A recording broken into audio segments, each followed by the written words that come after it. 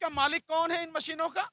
मालिक है election commission of India. Election commission खुद कह रहा सवाल नंबर 9 पे, ये मशीनों को बनाने के लिए, यहां से वहां तक भेजने के लिए सालों पहले काम होता है। सालों पहले वो कौन काम कर रहा है? वो सारे के सारे गवर्नमेंट ऑफ इंडिया के अंडर में सारा काम हो रहा है, यानी भारत सरकार काम कर रही है। वो भारत सरकार जिसे आप सब अच्छी तरह से उसके चरित्र को आज की तारीख में जानते हैं।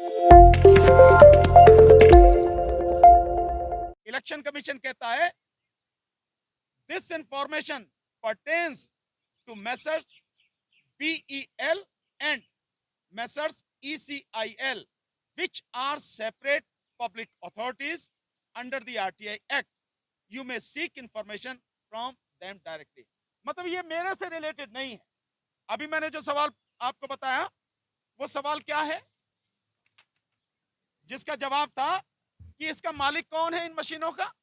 मालिक है election commission of India. Election commission खुद कह रहा सवाल नंबर 9 पे, voting machines are owned by the election commission of India. मालिक कौन है? Election commission.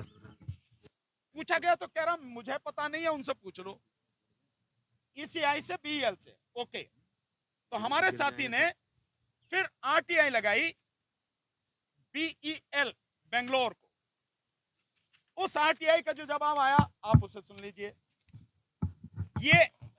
ये इलेक्शन कमीशन को दी गई RTI थी ये, और ये इलेक्शन कमीशन के जवाब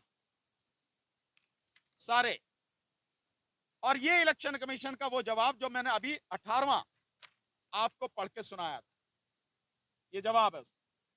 अब मैं BEL जो है उसको जो RTI लगाएगी थी, ये RTI उसको लगाएगी, ये RTI उसको लगाएगी। इसमें जो जवाब दिया मैं सीधा उसी को पढ़ता हूं।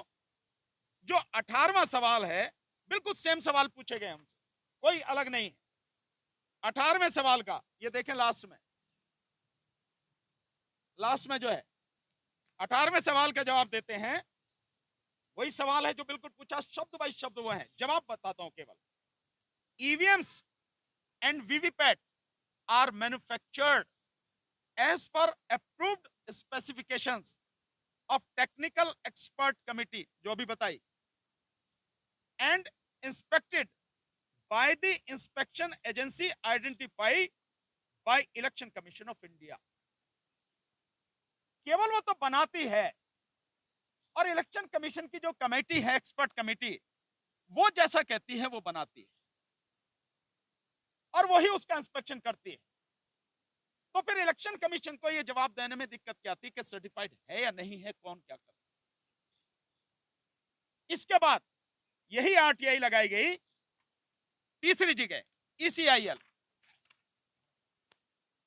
को लगाई गई RTI, और उसका जवाब इलेक्ट्रॉनिक कॉर्पोरेशन ऑफ इंडिया, ये उसका जवाब। और इसमें बड़ी मजेदार एक बात, जो 18वां सवाल है उसका जवाब क्या है, ये 18वां सवाल का जवाब, एक लाइन का जवाब नीचे आप देखेंगे उसने दे रखा है। कहते हैं ECIL कहती है, जब यही सवाल पूछा गया कि भैया इसका सर्टिफिकेट कुछ है कि नहीं है, कहां किसने दिया, तो ECIL कहती है थर्ड पार्टी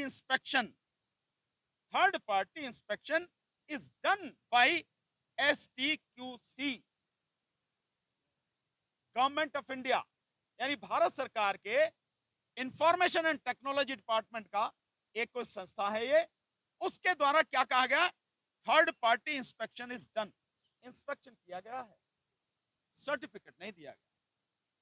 यानी जो EVM, जो VVPAT, जो बैलेट यूनिट, कंट्रोल यूनिट, आप जिनसे चुनाव करा रहे हैं, आम जनता जिससे वोट डाल रही है, इस देश का वोटर जिससे डाला है, वो किसी भी संस्था द्वारा, किसी भी नेशनल इंटरनेशनल संस्था द्वारा सर्टिफाइड नहीं है।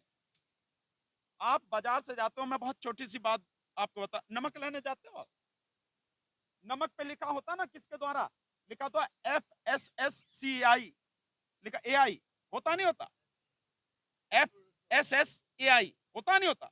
इसका मतलब यह है कि सरकार ने एक संस्था बना रखी है जो सर्टिफाइड करती है, हाँ भाई खाने लायक है, जहर नहीं है, ठीक है, जहर के लिए भी है।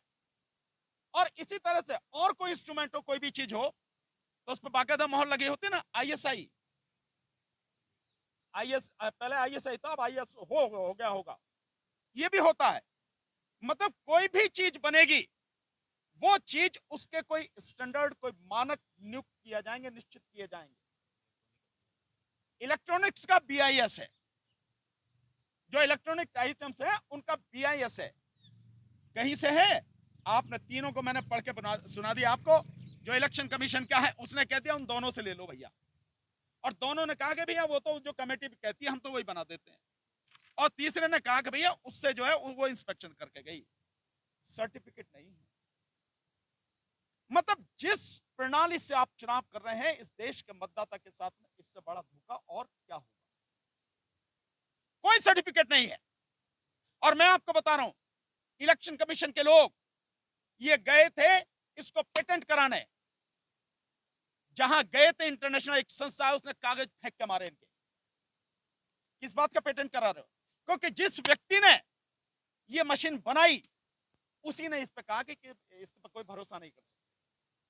और कोई भी चीज बना रहा है, चाहे आप ये मोबाइल है, चाहे आपका ये कैमरा है, ये कुछ भी है, कोई तो व्यक्ति बना रहा है ना। जो बनाने वाला है उसके विषय में पता होनी चाहिए। सबसे ज्यादा अगर उसके विषय में कोई भी ऑथेंटिसिटी दे सकता है, ऑथेंटिक बात कह सकता है, को सर्टिफाइड कर सकता है, तो वो व्यक्ति होगा ना कि ये कैसे करती है, क्या काम करती है। किसी व्यक्ति के विषय में आपको पता नहीं, कौन सॉफ्टवेयर बना रहा है, कौन क्या कर रहा है, कोई सर्टिफिकेट नहीं। यह है इलेक्शन कमीशन की बेईमानी। मैं इसे सीधे शब्दों में बेईमानी बोलता हूं। और यह है इलेक्शन कमीशन का इस देश के लोगों को, मतदाताओं को धोखा। 100 करोड़ मतदाताओं, 140 करोड़ नागरिकों की पीठ में छुरा भोंकना, यह है उसका काम। और अब और मजेदार बात, मैंने आपको बताया था कि षड्यंत्र में कौन कौन शामिल है। आप देखेंगे कि इलेक्शन कमीशन केवल नाम का है, सारा खेल तो सरकार कर रही है। कैसे कर रही है? ये जो मैंने आपको ECIL की जो RTI दिखाई, इसमें शुरू में ऊपर देखो, बिल्कुल ऊपर, यहां पे बिल्कुल ऊपर लिखा है electronic corporation of India, Bharat सरकार का उद्यम। यानी ये भारत सरकार की कंपनी है। ये इलेक्शन कमीशन के हाथ में इंडिपेंडेंट नहीं है। जिस देश में आज की तारीख में पिछले 10 साल से एक व्यक्ति ने पूरी सरकार को, हर डिपार्टमेंट को अपनी मुट्ठी में रखा हुआ है, ये उसका काम नहीं करेगा। तो इसका मतलब साफ है कि केवल कहने के लिए इलेक्शन कमीशन है, सारा काम सरकार कर रही है। बैलेट पेपर छापने के लिए मात्र आपको 8 से 10 दिन चाहिए। जिस दिन नॉमिनेशन वापसी की डेट होती है और लिस्ट फाइनल होकर आती है कि ये कैंडिडेट, उसके बाद में बैलेट पेपर छपता है। लेकिन ये मशीनों को बनाने के लिए, यहां से वहां तक भेजने के लिए सालों पहले काम होता है। सालों पहले। वो कौन काम कर रहा है? वो सारे के सारे गवर्नमेंट ऑफ इंडिया के अंडर में सारा काम हो रहा है, यानी भारत सरकार काम कर रही है। वो भारत सरकार जिसे आप सब अच्छी तरह से उसके चरित्र को आज की तारीख में जानते हैं। और केवल यही नहीं, ये ECIL ही भारत सरकार का उपक्रम नहीं है। जो BEL ये काम करती है, किसके अंडर में काम करती है? Information and technology